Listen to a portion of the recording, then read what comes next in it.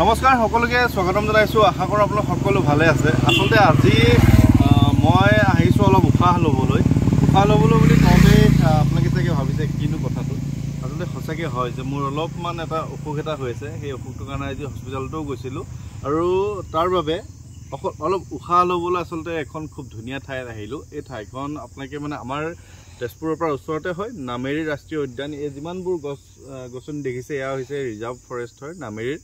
আৰু আপোনালোকক এইটো কথা জনাওঁ যে নামেৰি যেতিয়া অহা হয়, নামেৰিত এই ৰাস্তাৰ দুই কাষে বহুত আমাৰ প্ৰভু ভক্ত, ৰাম ভক্ত, হনুমানজীৰ যি স্বৰূপ আচলতে বান্দৰসমূহ দেখা পোৱা যায়।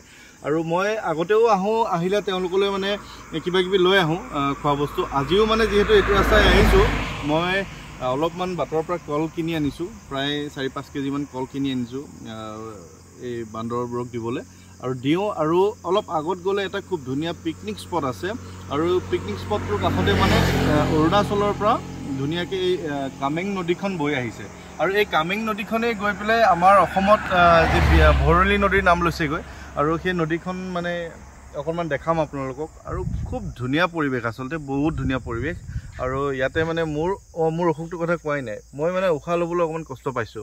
কি হৈছে, যোৱাকালি ৰাতি মই অনুভৱ কৰিছোঁ যে উশাহটো টানোতে মোৰ অলপ কষ্ট হয়। আৰু কষ্ট হয় কি কাৰণে মই পিছত অনুভৱ কৰিলোঁ, কাৰণ মই বহুত দিনৰ পৰা এনেধৰণে আপোনালোকৰ লগত জড়িত হৈ আছোঁ, বিভিন্ন ঠাইত গৈছোঁ। এই ধূপ ধূনা যি অনুষ্ঠানটো কৰা হয়, বজৰংবান বা যি পাঠ কৰা হয়, তেতিয়া ধূপ ধূনাবোৰ যেতিয়া নাকৰ সন্মুখতে মই লৈ লওঁ, তেনেকৈ ধৰি লওক কিছুমান ধূপৰ চেণ্ট অলপ উগ্ৰ থাকে, ধূনাৰ চেণ্টটো কেতিয়াবা অলপ ধূনা বেছি হ'লে বেছি হয়। গতিকে উশাহ লোৱাত অলপ মোৰ কষ্ট হৈছে। আজি হস্পিটেল যাওঁতে চাইছে অলপ বিপিটো ল', আৰু বিপিটো ল' কাৰণে তেনেধৰণে হৈছে আৰু সেই কথাটোৰ কাৰণে কলটো দেখাই আছে। এই কল লৈ আহিছোঁ, এয়া আপোনালোকে দেখিব যে মই এইফালে দিয়ে দিছোঁ। আৰু বান্দৰ বহুত আহি যাব এতিয়া আপোনালোকে অনুভৱ কৰিব যে সঁচাকৈ কিমান ইয়াতে বান্দৰবিলাক আছে ৰাস্তাৰ দুই কাষে। আৰু এইখিনিতে আৰু এটা কথা কৈ দিওঁ ৰ'ব, প্ৰায় 3 বছৰ আগতে লকডাউনৰ সময়ত লকডাউনৰ সময়ত মোৰ এটা ভিডিঅ' আচলতে বাতৰিটো প্ৰচাৰ হৈছিলে। সেই বাতৰিটো এই ভিডিঅ'টোতে মই অকণমান লগাই দিম, আপোনালোকে চাবচোন দেই কি বাতৰি আছিলে, তেতিয়া গম পাব। মোক আপোনালোকে আগৰ পৰাই চিনি পায়, সেইটোৱে কথা। এতিয়া মই অলপ কল লৈ আহিছোঁ, অলপ নহয় যথেষ্ট কল আনিছোঁ। আৰু এতিয়া কলখিনি মই বান্দৰসমূহক দিওঁ, তেওঁলোকে খাব। ৰাজ্যৰ বহু স্থানত এতিয়া লকডাউন সদৃশ পৰিস্থিতি। এনে পৰিস্থিতিৰ মাজত এতিয়া খাদ্য সংকট কেৱল মানুহৰে হোৱা নাই, ব্যাপক খাদ্য সংকটৰ সন্মুখীন হৈছে কপিকুলো। নামেৰি ৰাষ্ট্ৰীয় উদ্যান সংলগ্ন চাৰিদুৱাৰ ভালুকপুং সংযোগী এটা পথৰ কাষত আছে জাকে জাকে বান্দৰ। মূলতঃ পথটোৰে অহা যোৱা কৰা লোকেই বান্দৰবোৰক খাদ্য দিয়ে যদিও হাফ লকডাউনত মানুহৰ আহযাহ পথটোত নাই বুলিয়ে ক'ব পাৰি। এনে সময়ত এই বান্দৰৰ জাকটোক খাদ্য যোগান ধৰিছে তেজপুৰৰ বেচেৰিয়াৰ যুৱ উদ্যোগী গুঞ্জন বৰাৰ লগতে এদল প্ৰকৃতিপ্ৰেমী লোকে। প্ৰায় 1 কুইণ্টল খাদ্য সামগ্ৰী যোগান ধৰিছে বান্দৰৰ জাকটোক। যুৱককেইজনৰ এনে উদ্যমিতাৰ শলাগ লৈছে স্থানীয় লোকসকলেও।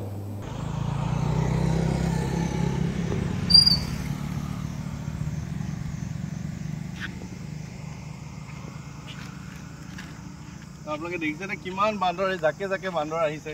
মই দেখাই দিম আপোনালোকক, আহক।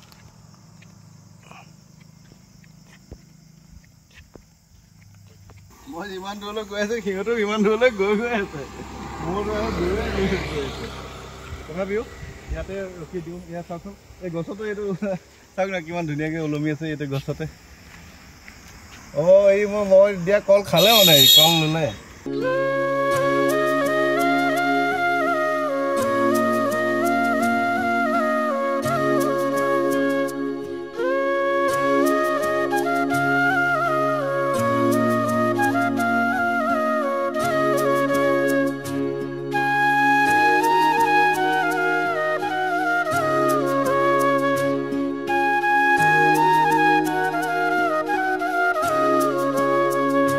আৰু এই 5 মিনিটমানৰ ভিতৰতে গোটেই কল খাই শেষ কৰিলে।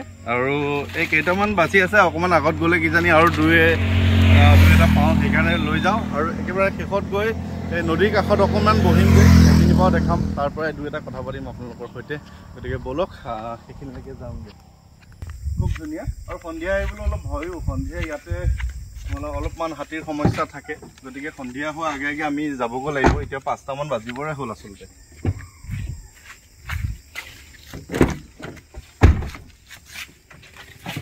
এই ৰাস্তাটো আচলতে বৰ ধুনীয়া আপোনালোকে দেখিবই পাৰিছে যে নামেৰি ৰাষ্ট্ৰীয় উদ্যান মানে অভয়াৰণ্য দুইফালে আৰু মাজেদি ৰাস্তাটো আপোনালোকে চাওকচোন কিমান এক সুন্দৰ আচলতে লাগে ৰাস্তাটো দেখাত আৰু আমাৰ পৰা মানে তেজপুৰৰ পৰা ওচৰতে হয় এইফালেদি এই ৰাস্তাটো যোনফালেদি মই গৈ আছো নামেৰি হৈ মানে এইফালে অৰুণাচল যায়গে অৰুণাচল প্ৰথমতে ভালুকপুং পাব ভালুকপুঙত গেট পাব ভালুকপুঙৰ পৰা তেনেকৈ টিপি যাব পাৰিব টিপিৰ পৰা এনেকৈ ডিৰাং বমডিলা তাৰপিছত আৰু টাৱাং যায়গে আচলতে অৰুণাচলখনো বিৰাট ডাঙৰটো গতিকে অৰুণাচলৰ মেপখন আপোনালোকে যদি চাই এইফালৰ পৰা টাৱাং যাব পাৰি আৰু টাৱাং যাবলৈ মানে কি হয় যে আৰু এটা যিটো ৰাস্তা আছে যে আপাৰ আসামৰ ফালে যি অৰুণাচল সংযোগ হৈছে আৰু এই অৰুণাচল যি সংযোগ হৈছে তেওঁলোকো যদি আপাৰ আসামৰ ফালৰ পৰা অৰুণাচলৰ ফালৰ পৰা টাৱাঙলৈ যাব লগা হয় তেওঁলোকে কিন্তু হয় হেলিকপ্টাৰ যাব লাগিব ওপৰে ওপৰে পাহাৰৰ নহ'লে আকৌ তেওঁলোকে তেজপুৰৰ এই ৰাস্তাটোৱে ল'ব লাগিব গতিকে তেনেকুৱা আৰু ইয়াতো দুই এটা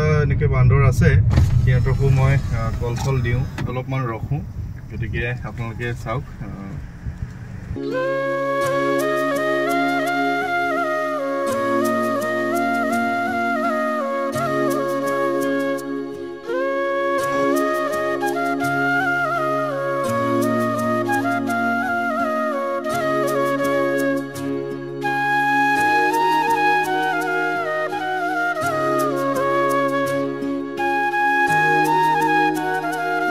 আৰু আমি আহি পালোহি সেইখন ঠাইলৈ মই আহি থাকোঁতে যে আপোনাক কৈছিলোঁ এটা পিকনিক স্পটত যাম আৰু সেই ঠাইটো আহি পালোহি আৰু আপোনালোকে যদি পানীৰ শব্দটো শুনিছে গমেই পাইছে যে নদীৰ পাৰতে বহি আছোঁ এতিয়া কওঁ যে এই ঠাইখনৰ নাম হৈছে 12 মাইল বুলি কোৱা হয় নামেৰি ৰাষ্ট্ৰীয় উদ্যানৰ একেবাৰে কাষতেই আৰু ইয়াতে পিকনিক আজিও বহুত আহিছে পিকনিক খাই আছে সময় আসলতে যিটো সময় পিকনিক খোৱা যায় জানুৱাৰী ফেব্ৰুৱাৰী বা ডিচেম্বৰ মাহত সেই সময়টো একদম বহুত ভিৰ থাকে তথাপিও আজি জুন মাহতো পিকনিক আহিছে বহুতখিনি দেখিছোঁ আৰু আপোনালোকৰ পৰিৱেশটো দেখাম খুব ভাল লাগিব আৰু মই ইয়াতে প্ৰায় 1 ঘণ্টা আধা ঘণ্টামান বহিম বহাৰ কাৰণটো এইটোৱে যে ইয়াতে আহি ভৰি দিয়াৰ লগে লগে যি প্ৰাকৃতিক সৌন্দৰ্য যি উশাহ লোৱাৰ যিটো মানে এটা বেলেগ এটা পৰিৱেশ নহয় জানো প্ৰাকৃতিক পৰিৱেশৰ মাজত এটা বেলেগ ধৰণৰ মানে ফিল কৰিব পাৰি সেইখিনি অনুভৱ কৰিছোঁ আৰু ইয়াত থাকি খুব ভাল লাগে আৰু অলপ ঠাণ্ডা ভাৱ এটা আহিছে কাষতে আছে নামেৰি অভয়াৰণ্যখন গতিকে অকণমান দেখাওঁ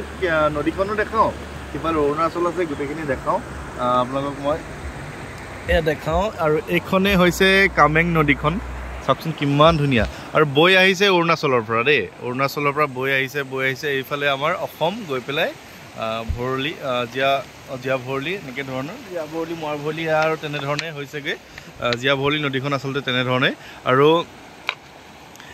এই যে অৰুণাচলৰ পৰা বৈ আহিছে অৰুণাচলৰ পৰা বৈ অহা কথাটো এনেকুৱা ধৰণৰ মই আপোনাক দেখাওঁ এই যে পাহাৰবোৰ হৈছে এই পাহাৰবোৰ অৰুণাচল আৰু এয়া আমি এতিয়া আছোঁ অসমত একদম খুব ধুনীয়া লাগে পৰিৱেশটো চাওক না পানীখিনিও চাওকচোন কি ধুনীয়াকৈ গোটেই শিল এয়া আৰু এয়া পিকনিকৰ গাড়ীবিলাক দেখিছেনে অলপ ওচৰৰ পৰা দেখাই দিওঁ নদীখন খুব ভাল লাগে আৰু অলপ সময় পিছতেই আপোনালোকে হয়তো মানে আজি দেখিব পাৰে নোৱাৰে নাজানো সিফালৰ পৰা যেতিয়া জীৱ জন্তুবিলাক পানী খাবলৈ আহে নদীত ইয়াৰ পৰা দেখা পোৱা যায় আৰু হাতী বিশেষকৈ দেখিবলৈ পোৱা যায় আৰু যিটো ৰাস্তা দি আহিছোঁ সেইটো ৰাস্তাটো মাজে সময়ে হাতীৰ মানে জাক আহে আচলতে ৰাস্তাৰ ইপাৰ সিপাৰ হয় তেতিয়া অলপমান কেতিয়াবা সমস্যা হয় সেইকাৰণে আমিও সন্ধিয়া হোৱা আগে আগে গুচি যামগৈ বাৰু এয়াই আৰু